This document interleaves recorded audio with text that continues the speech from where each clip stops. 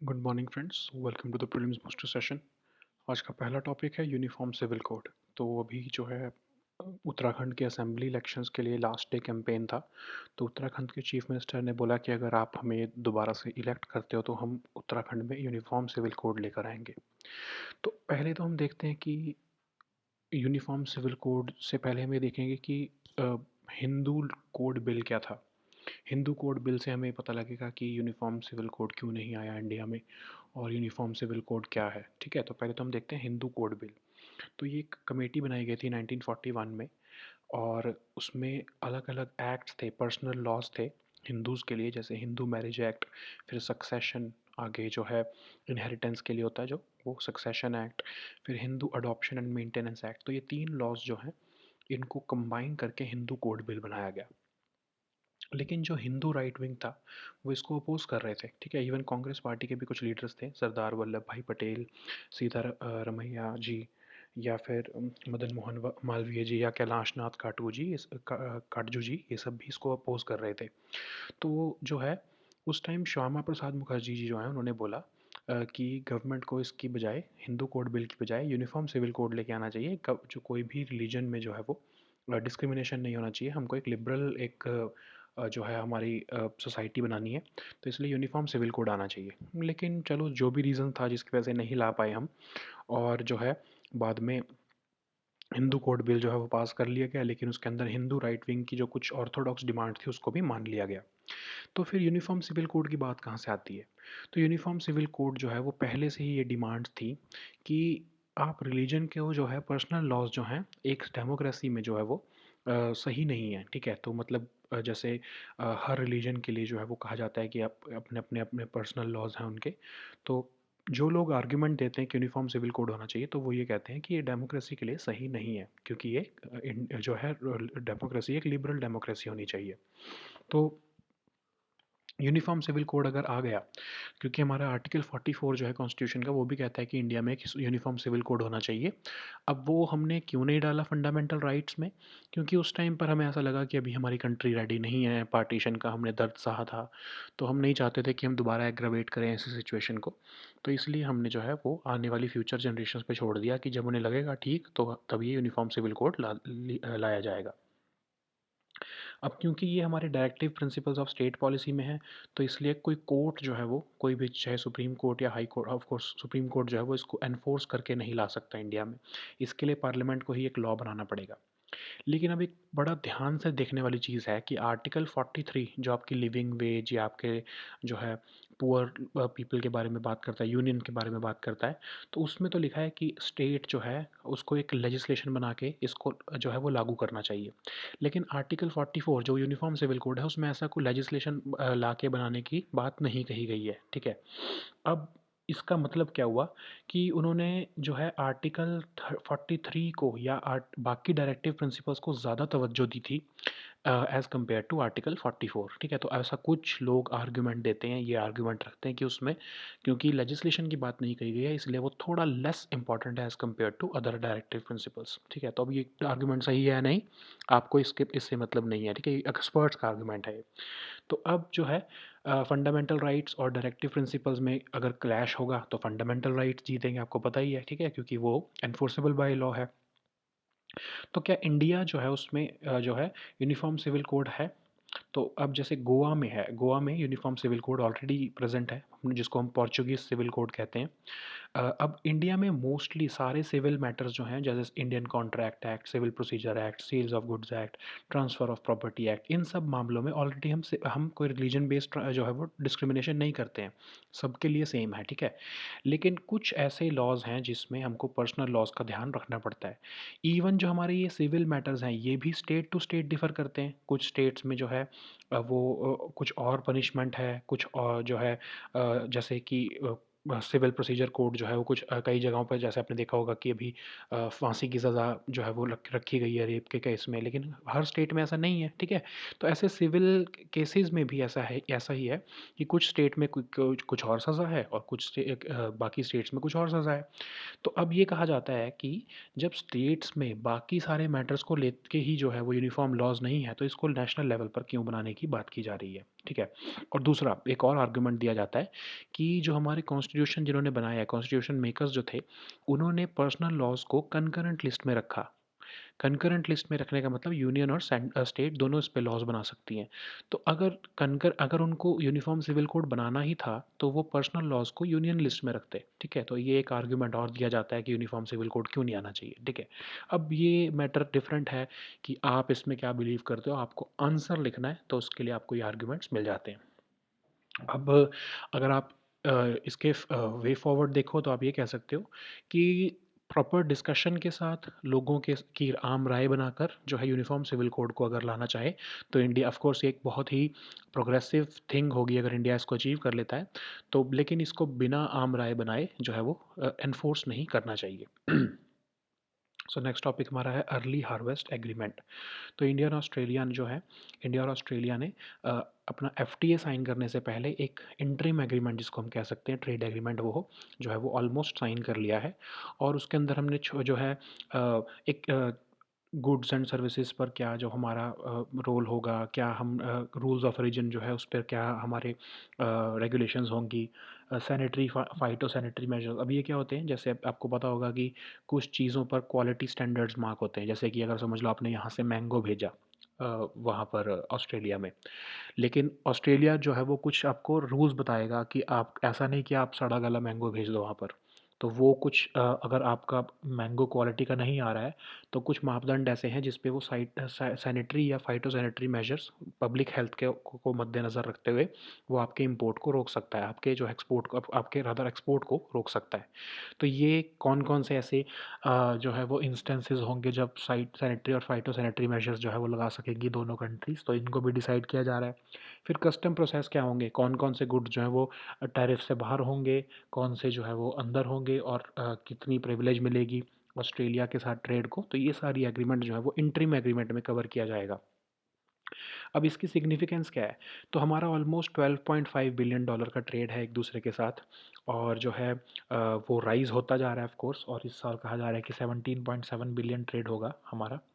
और हम उनसे ऑस्ट्रेलिया से मोस्टली जो है कोल, गोल्ड और लिक्विफाइड नेचुरल गैस जो है वो इंपोर्ट करते हैं, और हम उनको एक्सपोर्ट क्या करते हैं, diesel, petrol and James and jewellery, ठीक है। अब ये जो हमारा एफटीए है इसमें तो बहुत टाइम लग जाता है फ्री ट्रेड एग्रीमेंट में।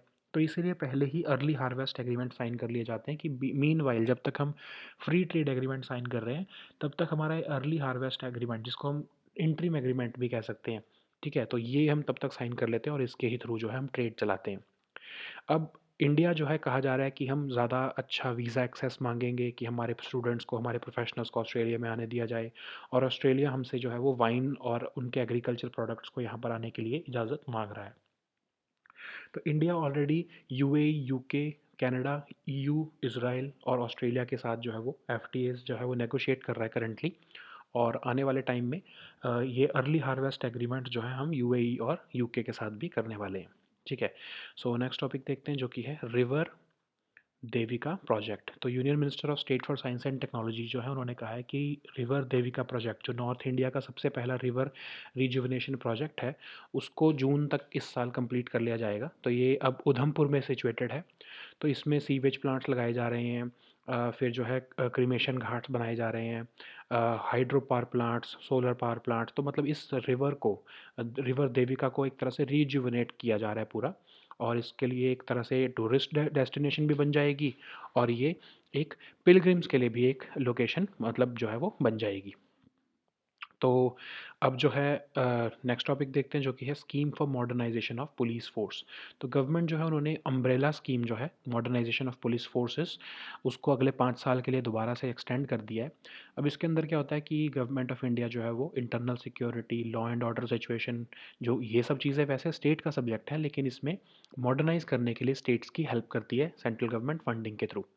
अब स्टेट्स को कैसे नारकोटिक्स को कंट्रोल करना है, क्रिमिनल जस्टिस सिस्टम को कैसे स्ट्रेंथन करना है, ये सारी जो है फॉरेंसिक लैब्स कैसे जो है वो मॉडर्न बनानी है। तो इन सब के लिए असिस्टेंस भी मिलती है, पैसा भी मिलता है और जो है टेक्निकल असिस्टेंस भी दी जाती है। ठीक है, अब जो है इसमें प्लान क्या किया जा रहा है कि जो थोड़ा सिक्योरिटी रिलेटेड एक्सपेंडिचर होगा UT of Jammu and Kashmir और नॉर्थ ईस्टर्न स्टेट्स और लेफ्ट विंग एक्सट्रीमिज्म स्टेट्स में उनको थोड़ा ज़्यादा मिलेगा। ठीक है, स्पेशल सेंट्रल असिस्टेंस दी जाएगी उन्हें। और इसी के अंदर जो है आपका रिजर्व बटालियंस या स्पेशलाइज्ड इंडियन रिजर्व बटालियंस को रेज करना, जो समझ लो आप सेंट्रल रिजर्व फोर्सेस को जो है वो अगर न्यू बनाना हो या उनको एक्सपैंड करना हो, उसके लिए भी प्रोविजन जो है वो पैसा लगाया जा रहा है। नेक्स्ट टॉपिक हमारा है तिलका मांझी जी। सो फ्रीडम फाइटर थे ये। इनका 272nd बर्थ एनिवर्सरी है, तो उसको अभी जो है वो लोगों ने रिमेंबर किया है तिलका मांझी जी को। तो इन्होंने आदिवासीज़ को एक आर्मी में जो है वो ऑर्गेनाइज़ किया और संथल हूल नाम का जो है एक तरह से प्रोटेस्ट किया, एक तरह से इसको हम आर्म्ड रेजिस्टेंस भी कह सकते हैं अगेंस्ट ब्रिटिश। 1784 में ये किया। ठीक है, तो हुआ क्या था कि 1770 में वहाँ पर संथल रीजन में बहुत ही सिवियर फेमिन आ गया, मतलब भुखमरी आ गई और जो है लोग भूख से मरने लगे। तो तिलका मांझी जी ने क्या किया कि कंपनी जो ईस्ट इंडिया कंपनी थी उनकी जो ट्रेजरी को लूटा और उस पैसे को जो है पुअर और नीडी में बांट दिया। तो इससे जो है वो इस एक्ट को देखकर जो है बहुत सारे ट्राइबल्स जो है उनके साथ रिबेलियन में जुड़ गए और वो उन्होंने जो है ब्रिटिश के ऊपर अटैक करना शुरू कर दिया। अब 1771 से लेकर 1784 तक तिलका मांझी जी ने कभी सरेंडर नहीं किया। इवन उन्होंने ऑगस्टस क्लीवलैंड जो एक ईस्ट इंडिया कंपनी के एडमिनिस्ट्रेटर थे उनको भी अटैक किया और उनको सिवियरली वुंड कर दिया, मार दिया, जान से ही मार दिया, फेटली वुंड किया। और फिर इसीलिए जो है ब्रिटिश उनके पीछे पड़ गए और उनको 1784 में पकड़ लिया और बहुत ही दर्दनाक मौत उनको दी। ठीक है, सो नेक्स्ट टॉपिक देखते हैं जो कि है मॉडिफाइड एलिफेंट। अब ये एक जो है आपका स्पेयर फिशिंग अटैक है। तो हम देखते हैं स्पेयर फिशिंग अटैक क्या होता है। पहले तो हम ये देख लेते हैं कि ये मॉडिफाइड एलिफेंट है क्या। तो एक सेंटिनल वन, ये एक साइबर सिक्योरिटी फर्म है, उन्होंने बोला है कि इंडिया में कुछ जर्नलिस्ट के लिए, कुछ एक्टिविस्ट्स के लिए के अगेंस्ट, कुछ एकेडमिक्स या कुछ लॉयर्स के अगेंस्ट ये एक स्पेयर फिशिंग अटैक किया गया है। ठीक है, तो इसमें क्या किया गया है कि कुछ लोगों को टारगेट किया गया है और उनके सिस्टम्स को हैक करने की कोशिश की गई है। उनका जो है इस स्पेसिफिक ग्रुप्स और इंडिविजुअल्स को जो है इसके थ्रू एक्ट जो है वो, खासकर जो भीमा कोरेगांव केस के साथ रिलेटेड थे उन एक्टिविस्ट को जो है वो इसके थ्रू टारगेट किया गया है। ठीक है, अब उनके जो है सिस्टम्स, जो उनके मोबाइल फ़ोन्स या उनके जो है कंप्यूटर सिस्टम्स, उनको जो है वो इसके थ्रू हैक करने की कोशिश की गई है। तो स्पेयर फिशिंग अटैक होता क्या है? स्पेयर फिशिंग अटैक में आपको ऐसा लगेगा कि एक बिल्कुल ऑथेंटिक सोर्स से, जैसे आप समझ लो कि गूगल से आपको ईमेल आया है और आपको मतलब उनका ईमेल आईडी भी बिल्कुल वैसा ही लगेगा, आपको देखने में बिल्कुल ट्रस्टेड ईमेल लगेगी। लेकिन जब आप उस ईमेल को खोलोगे, कुछ अटैचमेंट्स को खोलोगे, तो आपका जो है सिस्टम जो है वो कॉम्प्रोमाइज़ हो जाएगा। ठीक है, तो इसी को हम कहते हैं spear phishing attack. Next topic देखते हैं जो कि है हिपोक्रेटिक ओथ। तो अभी जो है हमारे नेशनल मेडिकल कमीशन जो है, जो कि हमारा रेगुलेटर है मेडिकल एजुकेशन का, उन्होंने बोला है कि उन्होंने सजेस्ट किया रादर मेडिकल कॉलेजेस को कि हिपोक्रेटिक ओथ की बजाय जो है आप चरक शपथ लेना जो है वो दिलाना शुरू करो। ठीक है, तो हिपोक्रेटिक ओथ क्या होती है पहले तो हम ये देखते हैं। तो हिपोक्रेट जो थे वो ग्रीक फिजिशियन थे, उनको कहा जाता है कि वो फादर ऑफ मॉडर्न मेडिसिन है। तो जब जो डॉक्टर्स जो पास होते हैं मेडिकल कॉलेजेस से उनको ये ओथ दिलाई जाती है एथिकल प्रिंसिपल्स की। तो खासकर ये हमने जो है modern code of medical ethics जो है ये अमेरिकन मेडिकल एसोसिएशन और ब्रिटिश मेडिकल एसोसिएशन, वहाँ पर भी ये ओथ मिलती है, तो हमने वहीं से ये ट्रेंड शुरू किया है। तो अब जो है ये कॉर्पस हिपोक्रेटिकम जो उन्होंने एक बुक लिखी थी, बहुत सारे लोगों ने रादर इसमें कंट्रीब्यूट किया है, ये बुक ऑफ मेडिसिन है। लेकिन अब जब हमारे पास अपनी है, हमारी चरक संहिता है, ठीक है, तो अब इसीलिए जो है नेशनल मेडिकल कमीशन कह रहा है कि हिपोक्रेटिक ओथ की हमें ज़रूरत ही नहीं है, हमारे को तो ग्रीक फिजिशियन की ज़रूरत ही नहीं है, क्योंकि हमारे पास तो जो है चरक संहिता है। तो इसीलिए उन्होंने कहा है कि हम चरक संहिता की जो चरक शपथ है उसको हम जो अब से लिया करेंगे। ठीक है, तो अब हम देखते हैं चरक और चारक संहिता के बारे में भी। तो चरक जो है उनकी कोई हिस्टोरिसिटी जो है वो अवेलेबल तो नहीं है, लेकिन कहा जाता है कि जो चरक संहिता उन्होंने लिखी थी वो बहुत ही बड़ी कलेक्शन ऑफ कमेंट्रीज़ है और मेडिकल प्रैक्टिस की से इसके बारे में डिस्कशन किया गया है। तो आपको याद होगा सुश्रुत संहिता भी ऐसी ही है, जिसमें सर्जरी के बारे में बात की गई है। ऐसे ही चरक संहिता है जिसके अंदर एंशियंट इंडियन मेडिसिन के बारे में बात की गई है। ठीक है, सो ये इसकी ओथ लेने की जो है वो बात कर रहे हैं। नेशनल मेडिकल कमीशन जो है वो सजेस्ट कर रहे हैं मेडिकल कॉलेजेस को कि अब जो है हिपोक्रेटिक ओथ की बजाय जो है वो चरक शपथ दिलवाई जाए। ठीक है, so now let us see all these topics in English. So the first topic is Uniform Civil Code. So while campaigning for the assembly post, Uttarakhand Chief Minister has promised that if his party is re-elected, then they would be enacting the Uniform Civil Code for the state. Okay, so before understanding what is Uniform Civil Code, we have to see the origins of this debate. So the origins of this debate arises from uh, Hindu Code Bill. So in 1941, the Hindu Code Bill Committee was formed, and it took about 14 years to pass this legislation. So this Hindu Code Bill consisted of three major acts: the Hindu Marriage Act, Hindu Succession Act, and Hindu Adoption and Maintenance Act. Okay, so marriage, you know already. Hindu Succession Act means how the transfer of property or inheritance would be done in the Hindu community. Or when I'm talking about Hindu community here, so basically Hindu Marriage Act or Hindu Code Bill applies to Sikhs, uh, um, Jains, Buddhists, etc. Okay, so all these are also covered into this. So while this Hindu Code Bill was being discussed, Hindu right wing opposed it because they considered it very transformatory, and even certain Congress leaders were against it, like even Sardar Vallabhbhai Patel, uh, Madan Mohan Malviya ji, Kailash Nath Kadju ji. So a midway was found by Shyama Prasad Mukherjee ji, who is also the founder of Bharatiya Jansangh.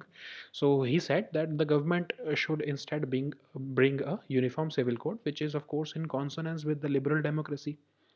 But of course, it was not accepted by the members of both the majority and minority community. So we passed this Hindu Code Bill, and of course there were some lacunas in that which were corrected in 2005 through an amendment. So, anyways, this ignited the debate for a uniform civil code, which was suggested by, of course, Shyama Prasad Mukherjee ji. So that's why we accommodated this goal of uniform civil code, which is the bedrock of a liberal democracy, into our constitution. But it can be found only in a directive principle of state policy. So Article 44 mentions it. So of course you know that directive principles of state policy are not enforceable in any court of law. So uniform civil code is basically providing one law, one personal law for the entire country, irrespective of the religious association. Okay, of course, in personal matters. But there are certain people who argue that in other directive principles, like in Article 43, the directive principle is saying that the state shall endeavor by suitable legislation. But this suitable legislation term is absent in Article 44. So they say that Article 44 was not as serious as the other articles in the directive principles of state policy, because it was not suggested by the makers of our constitution that this Article 44 should be enforced through a legislation. Okay, so of course this argument, you may agree or not agree with this argument, but these are the arguments which you can use in your answer. So does India have any does India have a uniform code in civil matters? Of course, we have this uniform civil code in many matters, many civil matters, like in contract, in civil procedure code, in transfer of property, partnership act, evidence act. So we do not discriminate with the people on the basis of community in such civil cases. Even Goa is a state where there is a uniform civil code. The Portuguese civil code provides for uh, uniform civil code in the state of Goa.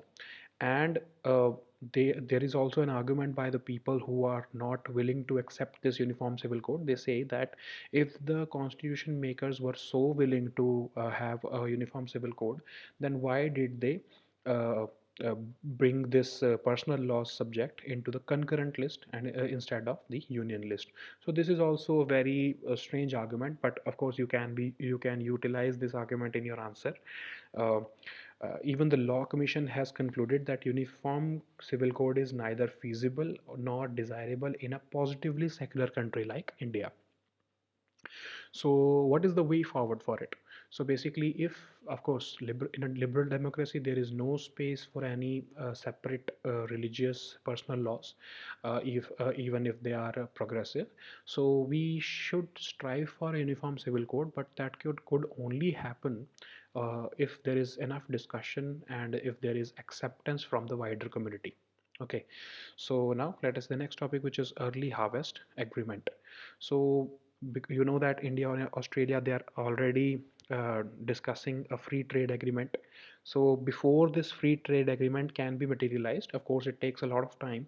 So what these countries do, they enter into an interim arrangement or or a early harvest agreement, in which they uh, agree upon certain conditions, like what would be the rules of origin, what would be the tax rate on certain goods and services, what would be the sanitary and phytosanitary measures, and what will be the custom procedures in while dealing with each other.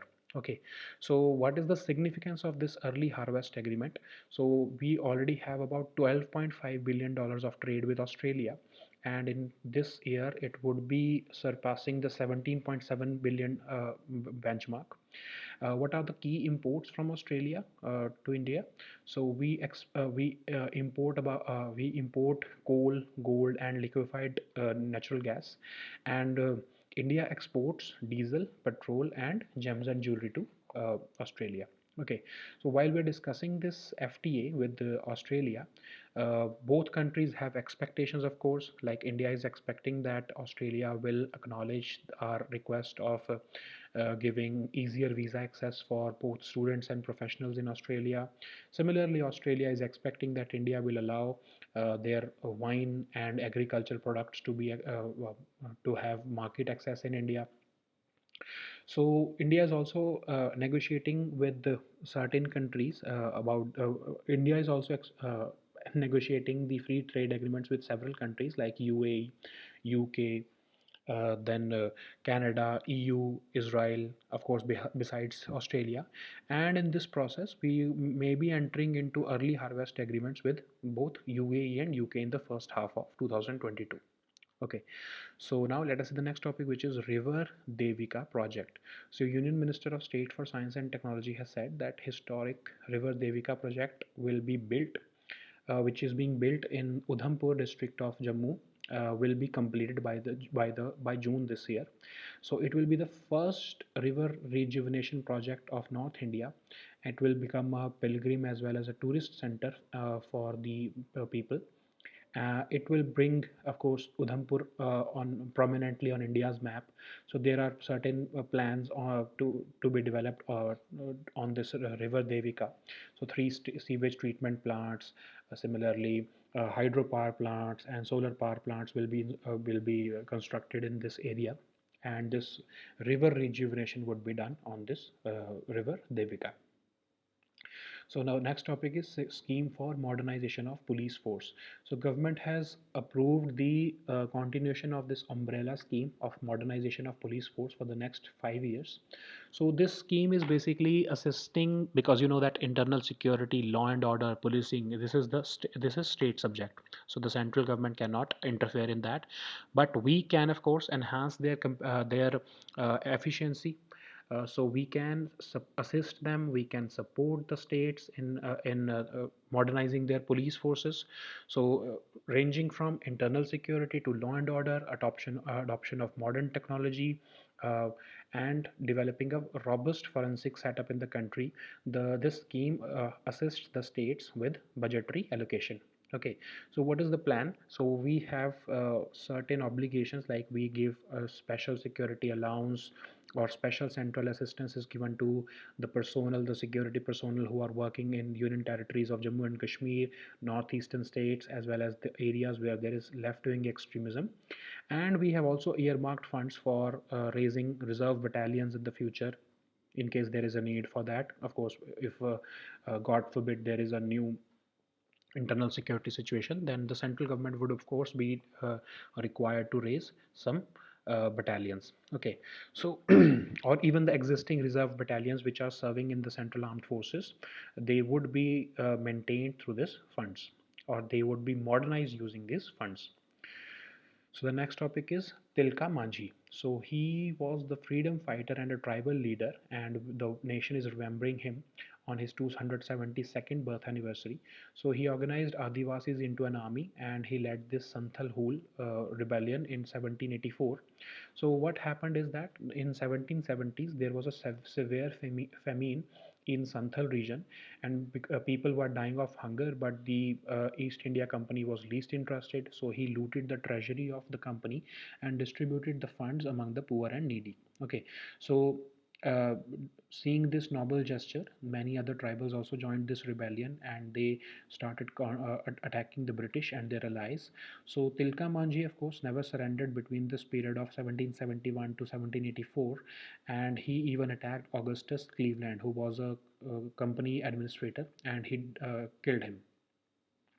But in 1784, because the British were searching for him, he was caught finally, and he was mercilessly killed by the British forces.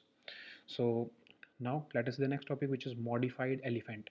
So an American cybersecurity firm has confirmed that they have found this modified elephant, which is a spear phishing attack against certain individuals of Indian origin, like Indian journalists, human rights activists, human rights defenders, academics, and lawyers. And these this spear phishing attack has targeted specific groups and individuals, most probably the ones who were involved in Bhima Koregaon violence case of 2018. So the systems, their mobile phones, the laptops, or the computer systems, they were infected using this modified elephant hacking. This hacking group of modified elephant basically planted spear phishing attacks in their systems so as to gain information about this about these individuals.